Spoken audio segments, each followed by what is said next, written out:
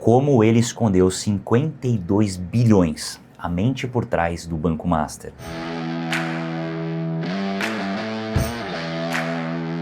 Imagina só, em menos de 5 anos, um homem constrói um império financeiro bilionário que parecia ser bom demais para ser verdade, e de fato não era. Essa é a história de como Daniel Vorcaro, a mente por trás do Banco Master, arquitetou uma das fraudes mais ousadas da história do Brasil. Tudo debaixo do nariz de mais de 1 milhão de investidores do mercado financeiro e dos próprios reguladores. A gente está falando de um esquema com jatinhos, com festas de luxo, conexões com alto escalão do poder em Brasília e uma queda que abalou a confiança no sistema bancário brasileiro, deixando um rombo que pode chegar a 56 bilhões de reais. Mas como ele fez isso e como esse castelo de cartas desmoronou? Para entender o colapso, a gente precisa voltar para o começo. Antes de ser o rei do Banco Master, Daniel Vorcaro era um empresário com um histórico, digamos, variado, que incluía até um fundo que investia em cemitérios. A grande virada veio em 2018. Naquele ano, ele assumiu o controle de uma instituição financeira pequena e cheia de problemas que, sob seu comando, viria a se tornar Banco Master. Vorcaro injetou cerca de 400 milhões de reais e começou a transformação radical. A estratégia era agressiva e para muitos genial. Ele largou o modelo de agências físicas e transformou o Banco Master num banco 100% digital, focado em crédito consignado e um banco de investimentos que parecia robusto. O objetivo era crescer, crescer, crescer e muito rápido. E os resultados eles foram explosivos. O patrimônio líquido do banco, que era de modestos 219 milhões de reais em 2018, saltou para impressionantes 5 bilhões em 2023. Mas qual era o segredo por trás desses números milagrosos? A resposta estava na principal isca do banco: os certificados de depósito bancário, os famosos CDBs. Enquanto grandes bancos ofereciam rendimento em torno de 120% do CDI, o Master ele quebrava o mercado com promessas de até 140%. Era uma oferta quase que irresistível, que atraiu uma multidão de pessoas físicas doidas por lucros rápidos e acima da média. Mal sabiam elas que estavam financiando uma verdadeira bomba relógio. A genialidade de Vorcaro, ela estava em uma arquitetura financeira complexa e muito, mas muito arriscada. O modelo de negócios era perigosamente parecido com o esquema Ponzi.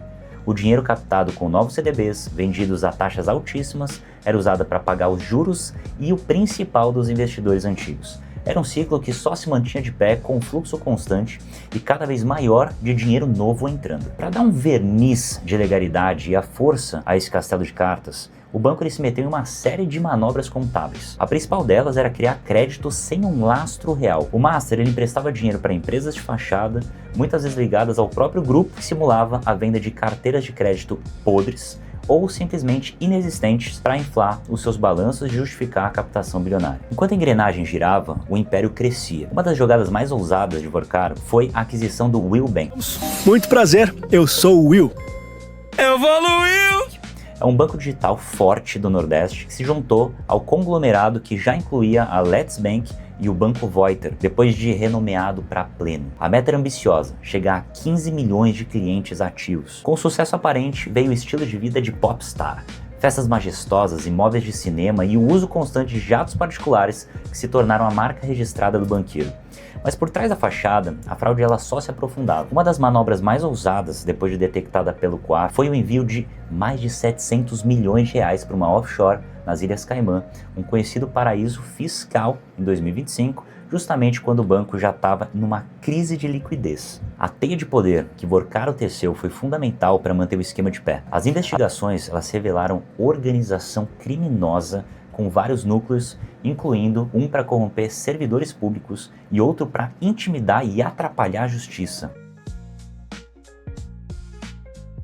Essa rede de contatos em Brasília seria sua última linha de defesa quando o castelo começou a ruir. O ano de 2025 marcou o início do fim. O modelo de alto risco começou a dar sinais de esgotamento. Em março daquele ano, uma tentativa desesperada de salvação surgiu. A negociação de venda de uma parte do Banco Master para o Banco de Brasília, o famoso BRB, por 2 bilhões de reais. Um acordo que tinha o apoio explícito do então governador Ibanez Rocha. Foi essa negociação que acabou expondo a fraude de vez. Durante a auditoria de compra, veio à tona uma operação escandalosa. O BRB havia comprado o Banco Master através de uma empresa de fachada, cerca de 12,2 bilhões de reais em créditos fictícios, muitos com CPFs falsos. O Banco Central, que já estava de olho nessa instituição, ela barrou o negócio. A partir daí foi uma coisa atrás da outra. Em 17 de novembro de 2025, a Polícia Federal ela deflagrou a Operação Compliance Zero. No mesmo dia, Daniel Vorcaro foi preso no aeroporto de Guarulhos tentando embarcar em seu jato particular. A defesa alegou que ele ia se encontrar com supostos compradores árabes para o banco, uma venda de 3 bilhões anunciada horas antes para o desconhecido Grupo Fictor. A PF suspeitou que era uma tentativa de fuga. Com a prisão do controlador e a comprovação de que o banco não tinha salvação, o Banco Central ele não teve escolha a não ser decretar a liquidação extrajudicial do Banco Master e suas empresas coligadas como a Will Bank. Era o fim oficial do império. Mas a saga de Vorcaro com a justiça estava só começando. Ele chegou a ser solto, mas em 4 de março de 2026 teve uma nova ordem de prisão, tá? E ela foi expedida pelo ministro do STF, André Mendonça. A decisão se baseou em novas provas encontradas nos celulares do banqueiro, que apontavam para ameaças, obstrução de justiça e a continuidade da organização criminosa. O Supremo Tribunal Federal, ele formou a maioria para manter Vorcaro preso, onde ele permanece. O colapso do Banco Master deixou um rastro de destruição e muitas perguntas no ar. A principal é, quem vai pagar essa conta? E a resposta direta é o Fundo Garantidor de Créditos, o FGC. A estimativa é de que o rombo total deixado pelo conglomerado Master custe ao fundo mais de 50 bilhões de reais, podendo chegar até 56 bilhões. E o FGC ele é financiado por todos os outros bancos do sistema. Ou seja, no final das contas, o prejuízo ele é socializado, minando a confiança de todo o mercado. O caso também abriu uma chocante caixa de Pandora sobre as conexões entre o poder financeiro e o poder político. As investigações elas revelaram um contrato de 129 milhões de reais entre o Master e o escritório de advocacia da Viviane Barsi de Moraes, esposa do ministro da STF, Alexandre de Moraes. Embora a Procuradoria-Geral da República não tenha encontrado irregularidades até o momento, o episódio levantou um debate gigante sobre o conflito de interesses. Além disso, surgiram menções a pagamentos para figuras como o ex-ministro Guido Mantega e uma proximidade com a família do ministro Dias Toffoli, que chegou a se declarar suspeito para julgar o caso. A complexidade do escândalo é tanta que surgiram até outras versões. Um dossiê que circulou no mercado dizia que o verdadeiro cérebro da fraude era um ex-sócio de Vorcaro, Augusto Lima, e que o banqueiro era apenas uma figura decorativa, o rosto público de um esquema muito maior. Essa versão ela adiciona uma camada de mistério. Vorcaro era o gênio do mal ou só a peça mais visível de uma engrenagem muito mais complexa e poderosa? O escândalo do Banco Master ele serve como um alerta brutal sobre as fragilidades do nosso sistema, especialmente no crescimento acelerado dos bancos digitais. Mostra como a ambição sem limites, combinada com a captura de instituições e aparentemente vista grossa dos reguladores, pode criar uma tempestade perfeita. E essa necessidade de uma gestão financeira sólida não vale só para os gigantes. Para os empresários que nos assistem, entender a saúde do próprio negócio é a principal linha de defesa. E é por isso que preparamos uma ferramenta de diagnóstico financeiro, que o link vai estar aqui na descrição.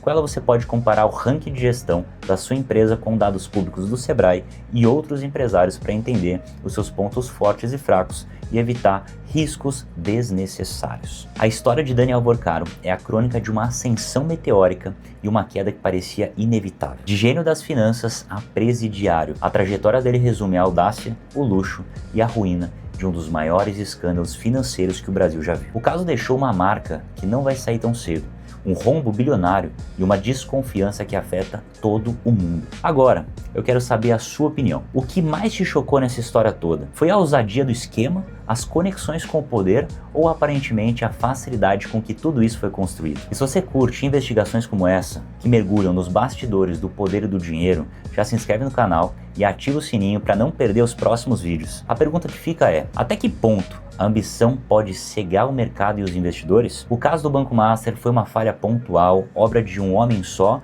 ou é um sintoma que um problema muito maior e mais profundo no sistema financeiro brasileiro?